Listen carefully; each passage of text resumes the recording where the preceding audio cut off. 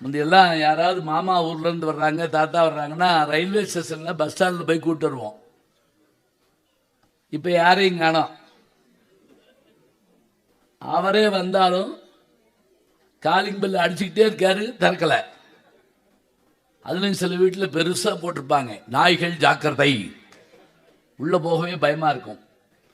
ஒரு ரோட்டு வழியாக போயிருக்கான், நாய்கள் ஜாக்கிரதைன்னு போட்டிருக்கு. அவனுக்கு ஆசை, எத்தனை நாய் இருக்குன்னு போய் பார்ப்போம் அப்படின்னு சொல்லிட்டு கதவை திறந்து போனால் உள்ள ஒரு குட்டி நாய் உருண்டையாக இருக்கு. அது குலைக்காது, கடிக்காது. எதுக்கு குலைக்கிறாயின்னு தெரியல. ஒரு நாய் தானே இருக்கு, நாய்கள் ஜாக்கிரதைன்னு போட்டிருக்கானே. நாய்னா ஒருமை, நாய்கள்னா சரி தமிழில் வேண்டாம். நாய்னா டாக்னா சிங்குலர், டாக்ஸ்னா பார்த்தீங்களா தமிழ்நாட்டில் விட்டுருக்குன்னு. அவன் என்ன பண்ணா, என்னடா ஒரு நாய் தான் இருக்கு, நாய் ஜாக்கிரதைன்னு தானே போட்டுக்கணும், நாய்கள்னு போட்டிருக்கேன் அப்படின்ட்டு அவன் நேரம் உள்ளே போய் அந்த வீட்டுக்கார்ட்ட கதவை தட்டி கேட்போம்னு சொல்லி கதவை தட்டி, சார்னா கதவை திறந்து வந்தாலும், யார் நீ, எங்கே வந்தாய், எதுக்கு வந்தாய், என்ன வேணும், 2 அப்படின்ட்டு போயிட்டான். ஒன்று குலைக்காமல் படுத்துருக்கு, இன்னொன்று குலைச்சிக்கிட்டே இருக்கு. சரியா? இதையும் தாண்டி விருந்தினர் வந்தால் அவரெல்லாம் அறிமுகம் பண்ணுவாங்க. நான் சின்ன பிள்ளையா இருக்கப்ப, பெரியப்பா இவர் வட்டாட்சியராக இருக்கிறார். அன்றைக்கு வந்தார்ல, அவர் டாக்டராக இருக்கார், அவர் என்ஜினியராக இருக்கார். இது போல் நீயும் வரணும் இப்படி சொல்லுவாங்க. இன்னைக்கு உங்களை அப்படி யாரையாவது கூப்பிட்டா உள்ளே இருந்தே நீங்கள் கொண்டுருவேன், போச்சு. போன பிறகு நீ கூப்பிடு, நான் வரமாட்டேன். அப்புறம் வந்த பிறகு இவர் தான் டாக்டர், பேச பழகணும். கொஞ்ச நேரமாக அவங்ககிட்ட பேசணும். அதுக்கு முக்கியமாக தாய் தந்தையன்னு உரையாடணும். எங்கே உரையாடுறோம்? நான் பார்த்தேன், அம்மா அப்பாங்கிற வார்த்தைகள் கூட இல்லாமல் போச்சு. ஹோம்ஒர்க் போடாத பையனை அந்த டீச்சர் கேட்டிருக்காங்க, மிஸ் கேட்டிருக்காங்க, ஏண்டா ஹோம்ஒர்க் போடல. அவன் சின்ன பையன், 3ஆம் கிளாஸ் படிக்கிறான். ஏண்டா ஹோம்ஒர்க் போடலை, நீங்கள் சொல்லிக் கொடுத்தது புரியலேன்ட்டான். சரி புரியல, உங்கள் அம்மாட்ட கேட்க வேண்டியதானே. எனக்கு அம்மா இல்லை, மிஸ்ஸுக்கு அழுக வந்துருச்சு, தாய் இல்லா பிள்ளை. அப்பாட்ட கேட்க வேண்டியதானே, அப்பாவும் இல்லை, ஐயோ பாவமே அனாதை குழந்தை போல் இருக்கே. அப்படி இப்படி பிடிச்சிக்கிட்டு வேறு யார் இருக்கா வீட்டில், மம்மி டாடி, பலார்னு ஒரு அறை. பெத்த அம்மா அப்பாவை அம்மா அப்பான்னு சொல்ல தெரியல. பல வீடுகளில் நான் பார்த்துருக்கேன், அம்மா கிடையாது, மம்மி, மம்மி கூட கிடையாது, மம். அப்பாவை டாடியும் இல்லை, டேட். நீ கொஞ்சம் கழிச்சு டாய் அப்படின்னாலும் சரின்ட்டுருவாங்க நம்ம ஆளுங்க. நான் ஒரு வீட்டுக்கு போயிருந்தேன், ஒரு பிள்ளை மம் மம் மம்ட்டு திரிஞ்சிச்சு. அப்படியே பேச முடியாத பிள்ளையா கூப்பிட்டு, என்ன மம்முங்கிறேன்னே. நாங்கள் எங்கள் மம்மையை மம் அப்படி தான் கூப்பிடுவோம். உங்கள் பெரியம்மாவை எப்படி கூப்பிடுவேன்னு கேட்டேன். மேக்சிமம் அப்படி கூப்பிடுவேன். சின்னம்மாவை மினிமம். நல்ல விளங்கும் குடும்பம். மம்மினாலே நமக்கு என்னன்னு தெரியாதா? எகிப்திய பிரமிடுகளில் உள்ள இருக்கிறதுக்கு பேர் தான் மம்மி. அதாவது ரொம்ப நாள் ஆனது, டெட் பாடி மாதிரி அது. இதை போய் அம்மாட்ட சொல்லலாமா? மம்மி டாட்டா அப்படின்னு அர்த்தம். போனமே டாட்டா. நல்ல வார்த்தை, நல்ல அழகான தமிழ். இந்த கல்யாண வீட்டில் பேச கூப்பிடுவாங்க, அது ஒரு தற்கொலை முயற்சி மாதிரி. எவன் பேச்சு எவனும் கேட்க மாட்டான், நாங்களாம் பேசணும். போன வாரம் திருச்சியில் ஒரு கல்யாணத்துக்கு போயிருந்தேன். 3000 பேர் வந்திருந்தாங்க, நான் தான் பேச்சாளன். 3000 பேர் பேசிகிட்டு இருந்தாங்க, நான் உட்காந்துருந்தேன். அதனால இனிமேல் கல்யாண வீட்டுக்கு போகக்கூடாதுன்னு நினச்சேன். இன்னொரு வீட்டில் கூப்பிட்டாங்க, போயிட்டேன்.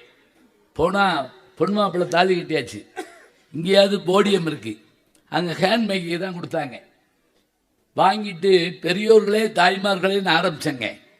300 பேர் மேடைக்கு இது வழியாக ஓடி வந்து பொண்ணு மாப்பிள்ளைக்கு பரிசு கொடுக்குறோம்னு என்னைய தள்ளிக்கிட்டே போகிறாங்க. இப்படி இல்லை, அப்படி இல்லை, அப்படி இல்லை. நான் விடலை. தமிழ் படித்தவன் பாருங்க, இங்கே 10 பாட்டு, அங்கே 8 தொகை, அங்கே குறுந்தொகை, என்ன பெருந்தொகை வாங்கிட்டேன் பேசுறதுக்காக. இப்படி நான் பேசிக்கிட்டு இருக்கேன்.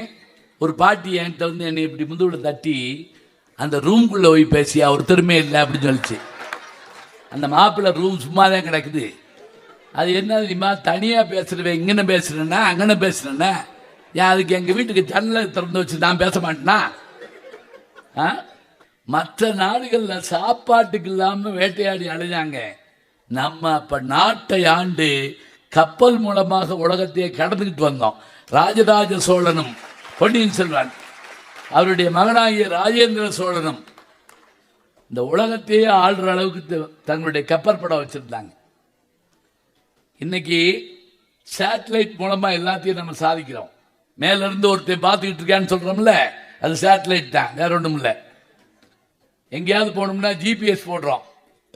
பல பேர் வீட்டுக்கே ஜிபிஎஸ்ல தான் போறாங்க, வீடு தெரியாது. அதுதான் சொல்லுது. அது முழுக்க நம்பாதீங்க.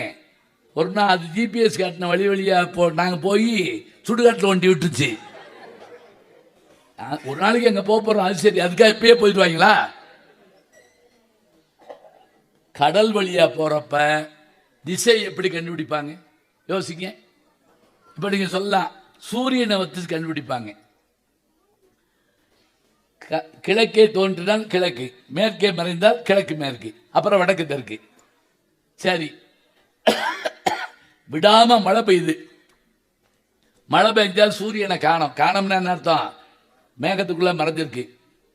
இப்ப எப்படி போவாங்க? கிழக்கு மார்க்கு எப்படி தெரியும்? காற்று. அருமை.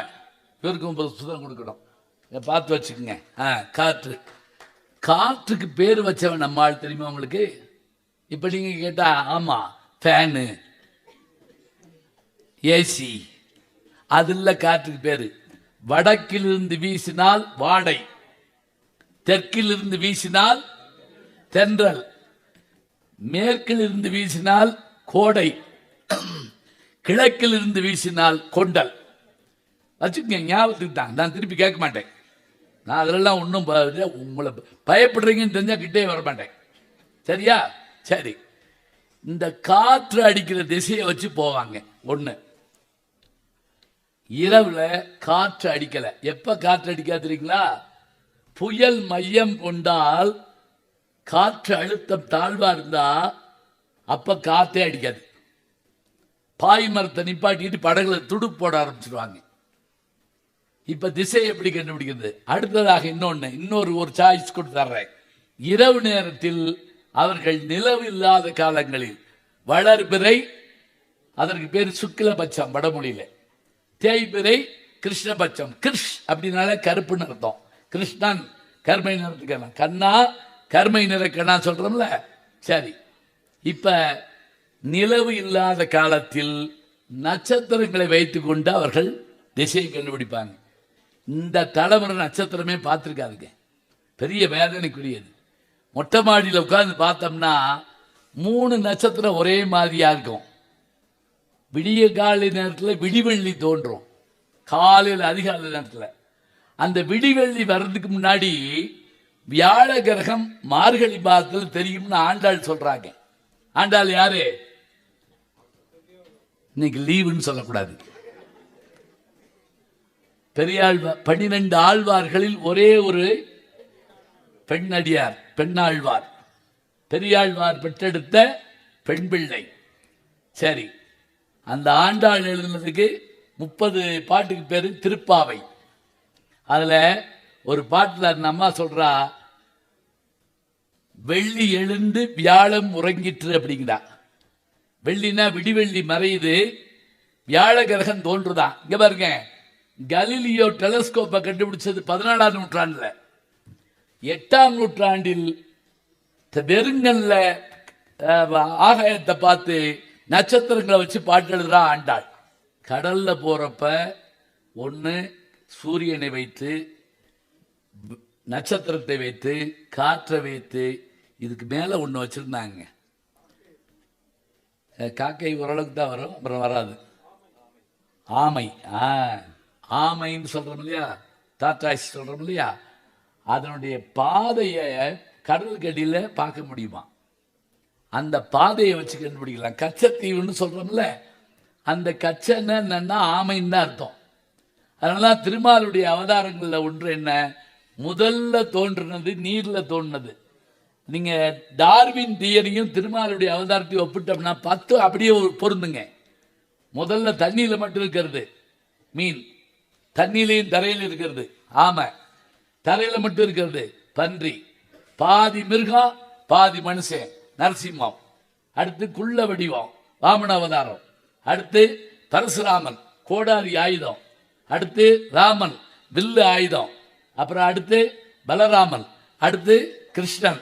எடுக்க போற ஒரு அவதாரத்துக்கு பேரு கல்கி. படம் வந்துச்சுல்ல, கல்கி அவதாரம். அதான் இதே தான் டார்வினுடைய தியரி. அமீபாங்கிற ஒரு செல் பிராணியில் தோன்றி இன்னைக்கு வரைக்கும் வந்திருக்கோம். இந்த ஆமையை வச்சு கண்டுபிடிக்கலாம். இது போக ஒன்று இருந்ததுங்க, தேவாங்கன்னு ஒன்று ஒரு மிருகம் கேள்விப்பட்டிருக்கீங்களா? வேல்பாரி நாவல் வருதுல்ல, தேவாங்கன்னு ஒரு மிருகம். ஒருத்தன் கன்னத்தில் அடிச்சு விட்டான். ஏண்டா அடிச்சேன்னு கேட்டிருக்கான். போன மாதம் ஏண்டா என்ன தேவாங்கன்னு வஞ்சேன்னு கேட்டிருக்கான். போன மாதம் வஞ்சதுக்கு இப்போ ஏண்டா அடிச்சேன்னா, நான் தேவாங்க நேத்தான் நேரில் பார்த்தேன் அப்படின்னு இருக்கான். தேவாங்கே பார்த்துருக்க, நீங்கள் டிஸ்கவரி சேனலில் பாருங்க, கண்ணு பெருசாக இருக்கும், வேற ஒன்றும் இல்லை, கொரோனா வந்த குரங்கு மாதிரி இருக்கும், அவ்வளோதான். புரியுதா? அந்த அந்த மிருகத்துக்கு ஒரு ஆற்றல் என்ன தெரியுமா? அது இரவு நேரத்தில் மட்டுமே உணவு தேடும். அதுகிட்ட ஒரு அதிசய குணம் என்னன்னு கேட்டிங்கன்னா, எப்போ உட்கார்ந்தாலும் மேற்கு நோக்கி உட்காரும், மேற்கு நோக்கி தான் உட்காரும். எப்படி கேம்பஸ் நீங்கள் திசை மாநில வடக்கு நோக்கி காட்டுதில்ல, அது மாதிரி மேற்கு நோக்கி தான் உட்காரும். இப்போ கப்பலில் போன தமிழர்கள் தேவாங்க கூண்டில் கொண்டு போயிருக்காங்க. நடு கடலில் போகிறப்ப திசை தெரியலன்னு வச்சுக்கலேன், அது தேவாங்க இறக்கி விட்டா அது கரெக்டாக மேற்கு நோக்கி, ஏன்னா சூரிய வெளிச்சம் அதுக்கு பிடிக்காது. மேற்கு நோக்கி உட்கார்ந்தா இது மேற்கு, இதுக்கு எழுந்த திசை கிழக்கு, இங்கிட்ட வடக்கு இங்கிட்ட தெற்கு, முடிஞ்சு போச்சா? இதை வச்சு தமிழன் கண்டுபிடிச்சிருக்கான். இப்போ பாருங்க, இதை நான் வகுப்பில் சொன்னேன். இப்போ இன்னைக்கு இருந்தால் கேட்டுட்டு போயிருவீங்க. ஒருவே எந்திரிச்சு கேட்டான், அந்த தேவாங்க செத்து போயிட்டா அப்படின்னு கேட்டான். நடுக்கடலுக்குள்ளே போகிறப்ப அந்த தேவாங்கு காய்ச்சல் வந்து செத்து போயிட்டா அப்படின்னா, ஏண்டா இவ்வளோ யோசிச்சவங்க ஒரு ஆண் தேவாங்கு பெண் தேவாங்கு கூட்டு போக மாட்டாங்களா? அது குடும்பம் நடத்தி குட்டி போடாதா? கேள்வி கேட்டது ரைட்டு, கேள்விக்கு பதில் சொல்ல தெரியணும், அதான் முக்கியம். இப்போ பாருங்க, வானவெளியை பற்றி படிக்க வேண்டுமா? படிக்கணும். செஸ் விளையாட தெரிஞ்சுன்னு வச்சுக்கோங்க. இன்னைக்கு நம்ம பார்க்குறோம், பிரக்யானந்தாங்கிற பையன், அவங்க சிஸ்டர் 2 பேர் போய் உலகத்தையே ஜெயிச்சுட்டு வந்து அவங்க வீட்டுக்கு, அவங்க நாட்டுக்கு, அவங்க பள்ளிக்கூடத்துக்கு பேரை வாங்கி தர்றாங்க. நம்ம ஏதாவது சாதிக்க நம்மகிட்ட திறமை இருக்கு, இதை சொன்னோம்னா நம்ப மாட்டோம். நம்மகிட்ட திறமை இருக்கு, அதை கண்டுபிடிக்கிறதுக்காக தான் நம்ம என்ன செய்யறோம், படிக்க சொல்றோம். அப்ப இந்த பாட்டு நான் சொன்னேன்ல, இந்த பாட்டுக்கு பொருள் என்ன? படம் போட்டு போட்டு பார்த்தா சித்திரம் வந்துடும். சித்திரமும் கைப்பழக்கம், தெரியுதா? செந்தமிழும் நாப்பழக்கம். இப்போ உதாரணமா தமிழ்ல 3 லகரம் இருக்கு. அப்படியா அப்படின்னு மயக்கம் போட்டு விழுந்துடக்கூடாது. சொல்லவே இல்லை ஒரு பயிலும். 3 இருக்கு. லட்டுன்னு எழுதுறீங்கன்னு வைங்க, அது குண்டு லகரம், அதுக்கு பேரு. பள்ளிக்கூடம்னு எழுதுறீங்கன்னு வச்சுக்கோங்க, அது பொது லகரம். ஏன் பொது லகரம் தெரியுமா? அது வடமொழியிலையும் வரும், சான்ஸ்கிரிட்ல அந்த லகரம் இருக்கு, அங்கேயும் வரும் இங்கேயும் வரும், காமன், அதான் பொது லகரம். இன்னும் ஒன்று இருக்கு, சபாஸ், யார் சொன்னா? சிறப்பு லகரம். நீங்க சொன்னீங்களா? பிள்ளைய சொல்ல உங்களுக்கு புத்தகம் தரேன், இருக்கட்டும். சிறப்பு லகரம் இங்கே பாருங்க, சும்மா மாஸ்க் தான் போட்டு கழட்டி விட்டு உட்காருப்பா. எப்பா கொஞ்சம் பேசுங்க, தயவு செஞ்சு கொஞ்சம் பேசுங்க, கொஞ்சம் கேளுங்க. நான் என்ன சொல்கிறேன், நான் கடைசியாக ஒரு 10 நிமிஷம் டைம் கூட தர்றேன். நீங்கள் எதாவது என்னை கேள்வி கேளுங்க. நான் படித்தது வந்து கேட்கணும் இல்லை. பிகில் படத்தில் நயன்தாராவுக்கு அப்பாவை நடிச்சிக்கலாம்ல, நாங்கள் பார்த்தோம், கேளுங்க. ரஜினி முருகனில் வந்து சிவகார்த்திகேயன் அப்பாவை வந்தீங்களாம்ல, கேளுங்க. எப்படி நினச்சேன், எப்படி வந்தேன், படிக்க வேண்டிய நீங்கள் நடிக்க வந்தீங்க, கேளுங்க. ஏதாவது செய்யுங்க, அப்படி உட்காந்துருக்கூடாது. சரியா? எங்களை காலத்தில் வேகமாக இருக்கணும். இப்போ நாங்கள் உங்களை காலத்தில் வேகமாக இருக்கோம். என்ன செய்யறது? சித்திரமும் கைப்பழக்கம்னா போட்டு போட்டு பார்த்தா படம் வந்துடும். செந்தமிழும் நாப்பழக்கம். இந்த 3 லகரம் சொன்னல, குண்டு லகரம், பொது லகரம், சிறப்பு லகரம். சிறப்பு லகரம் என்ன? ழா. அதை உச்சரிக்கணும். வாத்தியார் சொல்லி கொடுத்தாரு. எப்பா இது குண்டு லகரம், லட்டுக்கு வர்றது. பள்ளிக்கூடத்துக்கு வர்றது பொது லகரம். பையன் சொன்னான், சார் சிம்பிளாக சொல்லுங்க சார், லதாவுக்கு வர்ற லானா குண்டு லகரம், மஞ்சுளாவுக்கு வர்ற லானா பொது லகரம். முடிஞ்சு வச்சா? சரி, சிறப்பு லகரத்துக்கு என்ன பண்ணுவீங்க? வாத்தியார் சொல்லி கொடுத்தார், வாழைப்பழம். அந்த பையன் இருந்துச்சு, வாயப்பயம் அப்படின்னு இருக்கான். வாழைப்பழம், வாழை இல்லை, வாழை, நாக்கு மடிக்கணும். வாழைப்பழம். சரி, நான் சொல்லித்தரேன், ஒன்றும் பயப்படாதீங்க, இருங்க. என் நிலைமையை பாருங்க, இப்படி ஆகி போச்சு. நான் பிஹெச்டிலாம் கைடு பண்ணுங்கிறாங்கல்ல, இருக்கட்டும். நான் என் பேரை பேத்திக்கு சொல்லித்தர மாட்டேன்னா, சொல்லித்தருவேன்ல. வாழைப்பழம் சொல்லி கொடுத்துருக்காரு. அந்த பையன் வாயப்பயம் அப்படின்னு இருக்கான்.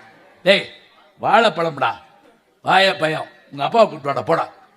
அவர் வந்தார், ஏங்க உங்கள் பையனை வாழைப்பழம் சொல்லி கொடுத்தா வாயப்பயம்னு சொல்கிறா. அவர் உடனே அது எங்கள் பயக்க வயக்கம் அப்படின்னு இருக்காரு. பயக்க வயக்கமா? பழக்க வழக்கம். அதைத்தான் அந்த அப்பைய அப்படி சொல்கிறான். இவருக்கு தெரிஞ்சு போச்சு, இது குடும்ப பிரச்சனை போட்டிருக்கு, பாரம்பரிய வியாதி. உங்களுக்கு சொந்த ஊர் எங்கன்னு கேட்டார். கிழக்கே அப்படின்னு அந்த ஆளு. இங்க எதுக்கு வந்த? பொயக்கே போ, உனக்கு தமிழே வராது. சரி, இந்த 3 லகரமும் வர்ற மாதிரி ஒரு திருக்குறள் இருக்கு, தெரியுமா? இருக்காது. இவருங்க, நான் கேள்வி கேட்டா பயந்துடாதீங்க, நீங்க பயப்பட மாட்டீங்க, எனக்கு தெரியும். நானே பதில் சொல்லிடுவேன். ஏன்னா வகுப்புல நான் அதைத்தான் செஞ்சேன். நானே கேள்வி கேட்பேன், ஈவே இறக்கம் இல்லாம நானே பதில் சொல்லுவேன். நீங்க கம்முன்னு உட்காந்துருப்பீங்க. ஒரு அப்பா கூட ஒரு பையனை கேட்டாரு, உங்க வகுப்புலேயே நல்லா படிக்கிறது யாரு? எங்க வாத்தியாரு அப்படின்னு இருக்கான். அவர் தான் அந்த வகுப்புலேயே நல்லா படிக்கிறார், 10 வருஷமா சிலபஸ் படிக்கிறார்ல. அந்த திருக்குறள் இருக்கு, யாராவது சொன்னீங்கன்னா உங்களுக்கு புத்தகம் தயாரா இருக்கு. வந்துருச்சா புத்தகம்? சரி.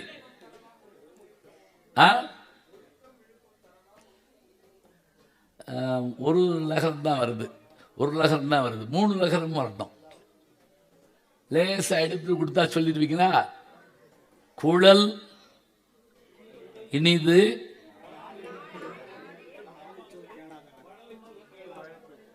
அதிகாரிகள் தான் சொல்றீங்க, பிள்ளைய வாய் சிலபஸ்ல இல்லையாக்கும். நான் தெரியாம கேட்கிறேன், எவ்வளவு பேருக்கு தமிழ் படிக்கிறீங்க? இந்த பகுதி 1 தமிழ் எவ்வளவு பேர் உங்களை இல்லை, பிள்ளை, இந்த சின்ன பிள்ளைகளை இருக்கு, இந்த தமிழ் படிக்கிறீங்களா?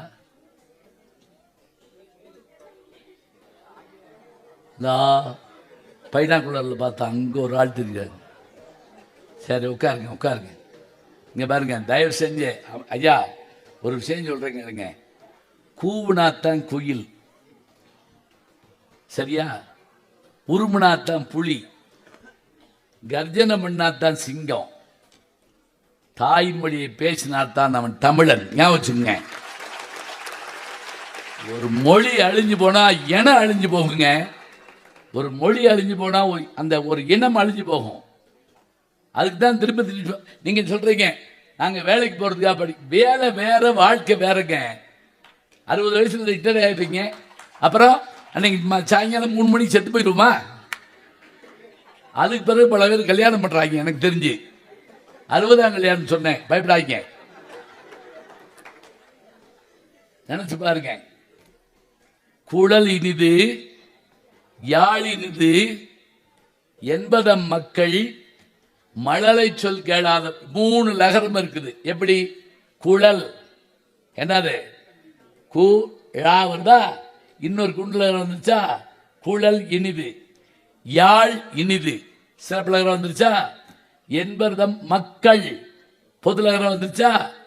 மழலை சொல் கேளாதவர். இந்த 3 லகரமும் இது ஒரு குவிஸ்ல கேட்குறாங்கன்னு வைங்க. நீங்கள் ஐஏஎஸ் தேர்வுக்கு போகிறீங்க, அவங்க ஒரு கேள்வி கேட்குறாங்க, 3 லகரமும் வரக்கூடிய ஒரு திருக்குறள் சொல்லு அப்படின்னா, ஐம் சாரி சார், சிலபஸில் இல்லை. சிலபஸ் இல்லைன்னா எப்படி நீங்கள் கலெக்டர் ஆவீங்க சொல்லுங்க பார்ப்போம். என்னைக்காவது டாக்டர் சொல்லுவார் அப்படி சிலபஸில் இல்லைன்னு? கை ஒடிஞ்சு போகிறீங்க, சாரி சிலபஸில் இது எனக்கு இல்லை, நான் சாய்ஸில் விட்டேன் சொல்லுவாரா? ஒரு டாக்டரும் சொல்ல மாட்டாங்க. நம்ம அப்படித்தாங்க படிக்கணும். இன்னொன்று, உலகத்தில் 3 கருவி தான். ஒன்று காற்று கருவி, புல்லாங்குழல் நாதஸ்வரம். அடுத்தது கம்பி கருவி, யாழ் வீணை. 3வது தோல் கருவி, மிருதங்கம் மத்தளம். கஞ்சிரான்னு ஒரு கருவி இருக்கு. கஞ்சான்னு நினச்சிட்டு போயிடாங்க. கஞ்சிரா அது ஒருகை வாத்தியம். எப்படி இப்படி கையில் பிடிச்சிக்கிடுவாங்க, இதில் தான் வாசிக்க முடியும். இதில் எத்தனை பேர் இசை படிக்கிறீங்க சொல்லுங்க பார்ப்போம். ஒருத்தர் தான் சொல்கிறாரு, ஏங்க ஏன் இப்படி ஓவராக படிக்கிறீங்க, என் நேரம் புத்தகம் தவிர வேறு ஒன்றும் படிக்க மாட்டீங்களா? சரி சரி, வேற ஒன்றும் வேண்டாம். லிடியன் நாதஸ்வரன் ஒரு பையனை பற்றி கேள்விப்பட்டிருக்கீங்களா? யூடியூப் பார்ப்பீங்களா? லிடியன் நாதஸ்வரம் தெரியுமா? இந்த பாருங்க, சிகாகோவில் பார்த்தேன் அந்த பையனை. நான் சொல்கிறது ஒரு 2016 சிகாகோவில். இங்கே ஒரு பியானோ, இங்கே ஒரு பியானோ, இந்த கையில் டாம் குரூஸ் நடித்த மிஷன் இம்பாசிபிள் வாசிக்கிறான். இந்த பக்கத்தில் டைட்டானிக் படத்தோட இசையை இந்த கையில் வாசிக்கிறார். 2 கையில் வாசிக்கிறதே கஷ்டம். இந்த கையில் இந்த பக்கத்து மூளை இதை வாசிக்குது, இந்த பக்கத்து மூளை இதை வாசிக்குது. நம்ம கைதட்டுக்கு நல்லா. நான் என்ன சொல்றது, எனக்கு இன்னொன்று என்னன்னா, பின்னாடி கேக்குதா நான் பேசுறது? கேக்குதான்னு கேட்டனே, அது கேக்குதா? எதுக்கு லிடியன் ஆசிரமெல்லாம் உங்கள்கிட்ட சொல்கிறேன், நான் பார்த்தேங்கிறதுக்காக இல்லைங்க. நம்ம திருஞான சம்பந்தர் 3 வயசில் பாடினாருன்னா கேள்வி கேட்குறாங்க, அது எப்படி பாட முடியும்? ஆனால் அவனாவே அவர் படிச்சிருக்க மாட்டார். அப்படி இல்லை, கருவிலே திருவுடையவர். சிலருடைய ஆற்றல் அப்படி இருக்கும், அந்த ஆற்றல் அப்படி வெளிப்படும். அந்த பையன் அப்படி எப்படி பிரக்யானந்தர் சொன்னமோ அதுபோல் இந்த பையன் இன்னைக்கு ஹாலிவுட் மூவிக்கு மியூசிக் போட போறார். இளையராஜா கூப்பிட்டு வாழ்த்து சொல்றார், ஏஆர் ரஹ்மான் கூப்பிட்டு வாழ்த்து சொல்றார். 3 வகை கருவி சொன்னேன், குழல், யாழ், மத்தளம். இது 3, இது 3ஐயும் கண்டுபிடிச்சவன் தமிழங்க. எப்படி தெரியுமா? குழல் சிறப்புலகரம் இருக்கா, யாழ் சிறப்புலகரம் இருக்கா, மத்தளத்துக்கு பதிலாக இன்னொரு வார்த்தை முழவுன்னு உண்டு. முழவுன்னா அது ஒரு தோல் கருவி. இதை 3ஐயும் நம்ம ஆளுங்க தான் உலகத்துக்கு தந்தவன். அமெரிக்காவுக்கு நான் 10 தடவை போயிருக்கேன், ஞாபகம் வச்சுக்கோங்க. எப்படி போனேன்? 9ஆம் கிளாஸ் படிக்கிறப்ப, உங்களை மாதிரி 9ஆம் கிளாஸ் படிக்கிறப்ப எங்களுக்கு ஒரு வாத்தியார் வருவார். அவர் எப்போதும் சஃபாரி போட்டு வருவார்.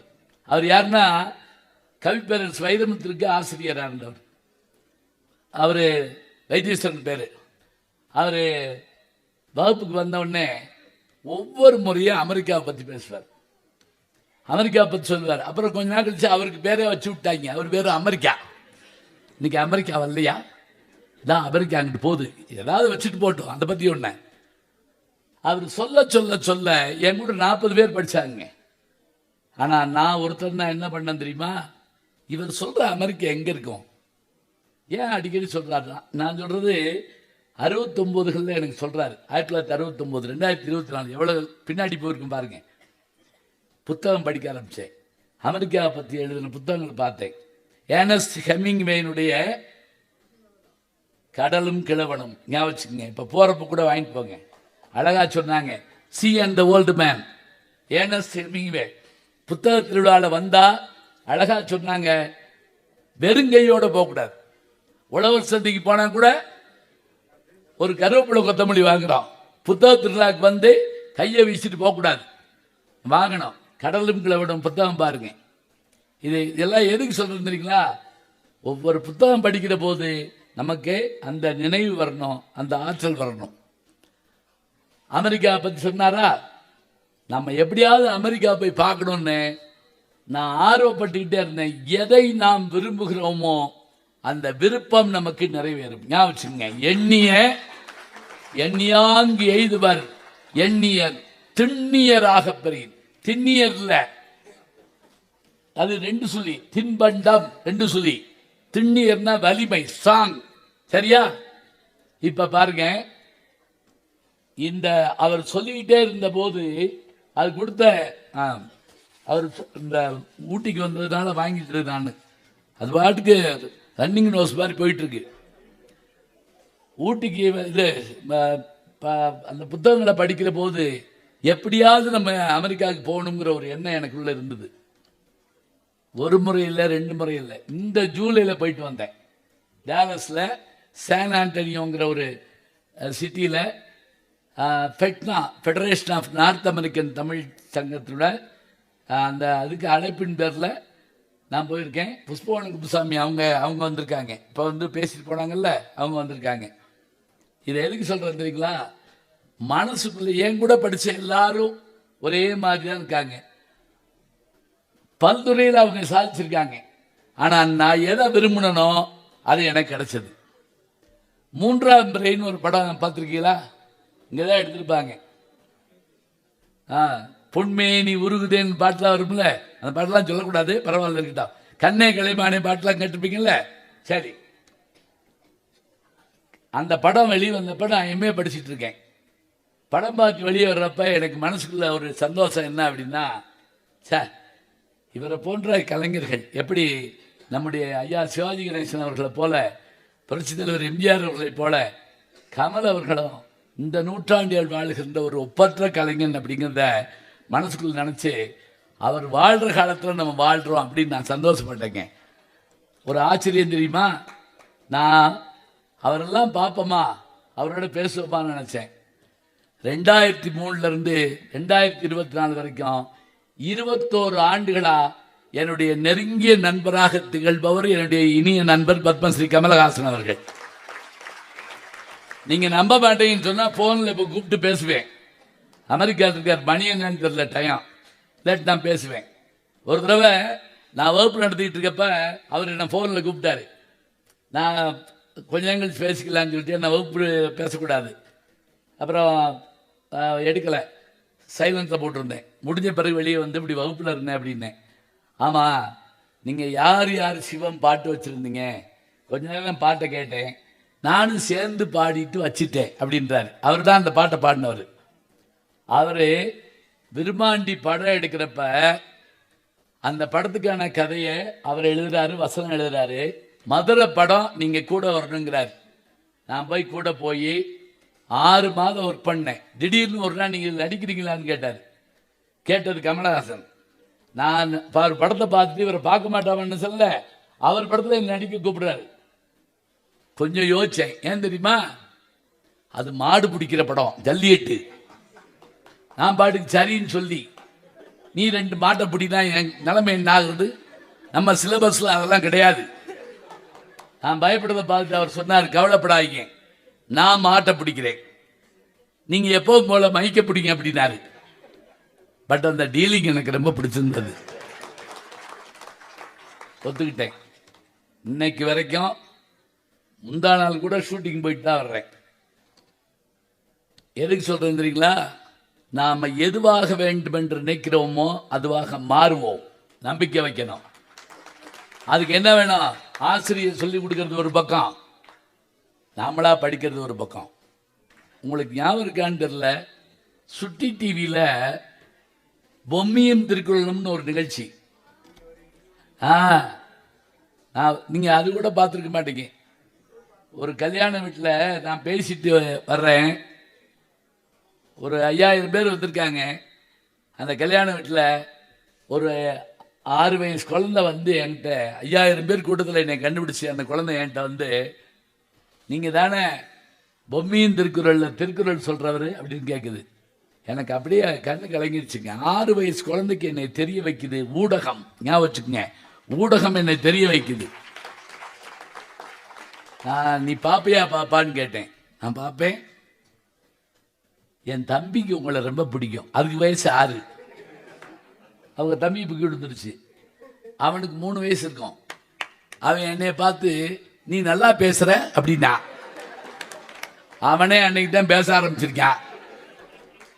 அந்த 3 வயது குழந்தையும் 6 வயது குழந்தையும் அறிந்து கொள்ளுமாறு என்னால் பேச முடிகிறது என்றால் நம் தமிழ் மொழியினுடைய சிறப்பை நீங்கள் தெரிந்து கொள்ளுங்கள். அவ்வளவு இனிமையான எளிமையான மொழிங்க. எப்படி அதை சொல்லிக்கிட்டு போன தெரியுமா? நிறைய சின்ன சின்ன முயல்குட்டி, மானு, காக்கா, அந்த பொம்மி எல்லாரும் இருப்பாங்க. அதை என் ஸ்டுடியோலேயே என்னுடைய யூடியூப் சேனல் ஞானசம்பந்தன் யூடியூப் சேனலில் நான் வந்து அதை நடத்துவேன். எப்படி தெரியுமா? அந்த மிருகங்கள் இருக்காது, இருக்கிற மாதிரி பார்த்துட்டு பேசுவேன். இன்னா செய்தாரை ஒருத்தல் அவர் தானே நன்னயம் செய்து விடல். இதான் திருக்குறள். இதுக்கு நான் விளக்கம் சொல்லுவேன். நமக்கு தீமை செய்தவர்களை திருத்த வேண்டும் என்றால் என்ன செய்ய வேண்டும்? திருப்பி தூக்கி போட்டு மிதிக்கணும் அப்படி சொல்லக்கூடாது. அவர் திருந்துமாறு அவருக்கு நன்மை செய்ய வேண்டும். இன்னா அதுல ஒரு அந்த முயல் குட்டி கேட்கும், இன்னான்னா என்ன அப்படிங்கும். இன்னான்னா துன்பம் அப்படி சொல்லி கொடுப்பேன். தெரியுதா? இப்ப ஒரு பாட்டை சொல்ற போது பிள்ளைகளுக்கு உள்வாங்கிட்டாங்கன்னா போதும். அதனாலதான் இப்ப இல்லம் தேடி கல்வியில நிகழ்ச்சியிலையும் மற்றலையும் பிள்ளைகளுக்கு கதை சொல்லி பாட்டு பாடி சொல்லி கொடுக்கணுங்க.